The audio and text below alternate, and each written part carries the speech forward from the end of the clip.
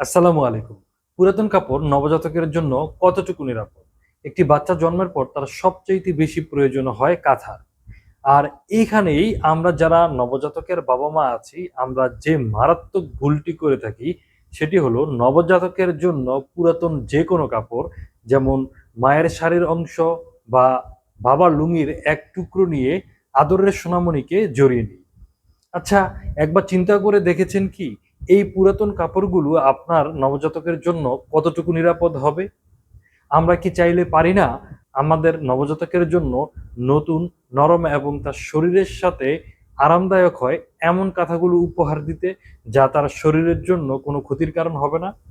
আমার বাচ্চার ক্ষেত্রেও একই ঘটনা ঘটেছিল। কিন্তু আমি আমার বাচ্চার জন্য এই কাঁথাগুলো ব্যবহার করেছি। এই কাঁথাগুলো শতভাগ সুতি, নরম এবং আমার বাচ্চার শরীরের জন্য খুব আরামদায়ক হয়েছে। এই কাঁথাগুলো ব্যবহার করে আমি আমার বাচ্চার জন্য যে বিষয়টি লক্ষ্য করেছি বা উপকার পেয়েছি, সেটি হচ্ছে এই কাঁথাগুলো নরম এবং সুতি হওয়ায় বাচ্চার শরীরের সাথে খুব ভালোভাবে অ্যাডজাস্ট হয়েছে। বাচ্চা খুব ভালো ঘুমাচ্ছে এবং আপনারা জানেন কটন কাপড়গুলোর পানি শোষণ ক্ষমতা খুব বেশি থাকে, তাই বাচ্চা যেই সময় পেশাব করে তখন খুব দ্রুতই নকশি কাঁথাগুলো তার ইউরিন শুষে নিচ্ছে, যার কারণে আমার বাচ্চা ঠান্ডার হাত থেকে অনেকাংশেই রেহাই পাচ্ছে এবং শরীরে কোনো রেশ বা কোনো স্কিন ডিজিজ হয়নি আলহামদুলিল্লাহ।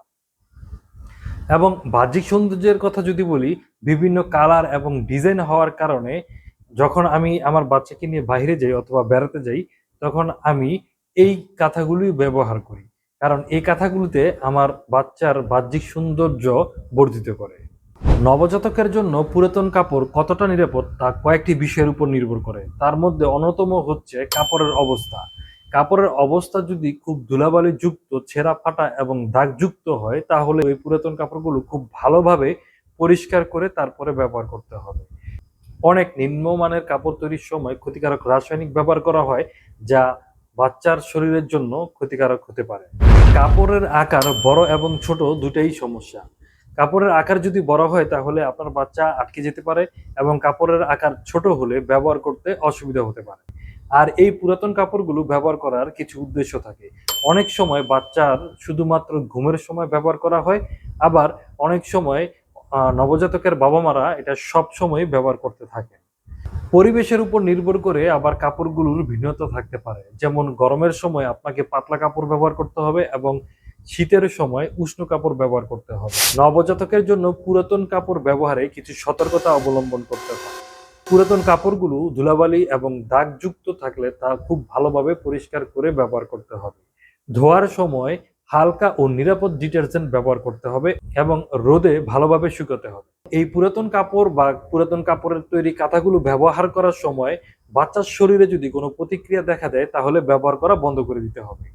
সর্বোপরি আলোচ্য বিষয় ছাড়াও আরো নানাবিধ সতর্কতা অবলম্বন করে আপনি আপনার বাচ্চার জন্য পুরাতন কাপড় অথবা পুরাতন কাপড়ের তৈরি কাঁথাগুলো ব্যবহার করতে পারেন। এখন আপনি বিবেচনা করুন, আপনার সদ্যজাত নবজাতকের জন্য এই অগ্নি পরীক্ষাগুলো রাখবেন, নাকি নতুন সুতি এবং খুব সফট এই কাঁথাগুলো আপনার সন্তানের জন্য ব্যবহার করবেন। আমি আমার নবজাতকের জন্য এই কাঁথাগুলো ব্যবহার করে আসছি। এই কাঁথাগুলো শতভাগ সুতি, নরম এবং খুব আরামদায়ক হয় বাচ্চার জন্য। আমি যেহেতু আমার বাচ্চার জন্য এই কাঁথাগুলো ব্যবহার করে আসছি, আপনি চাইলে নিঃসন্দেহে আপনার বাচ্চার জন্য এই কাঁথাগুলো ব্যবহার করতে পারেন।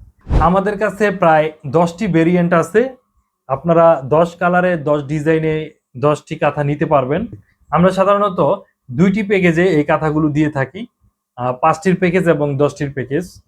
আপনি যদি মনে করেন যে আমাদের কাঁথাগুলো আপনার বাচ্চার জন্য নেওয়ার উপযোগী, তাহলে অবশ্যই আমাদের থেকে কিন্তু আপনি এই কাঁথাগুলো সংগ্রহ করতে পারেন। এবং এখন পর্যন্ত অনেক মা-বাবা আছেন যাদেরকে আমরা এই কাঁথাগুলো দিয়ে সহযোগিতা করতে পেরেছি। আমাদের কাঁথাগুলো সংগ্রহ করার জন্য স্ক্রিনে দেওয়া নাম্বার ইনবক্স অথবা অর্ডার নাও বাটনে ক্লিক করে আপনার সম্পূর্ণ ঠিকানা প্রদান করুন।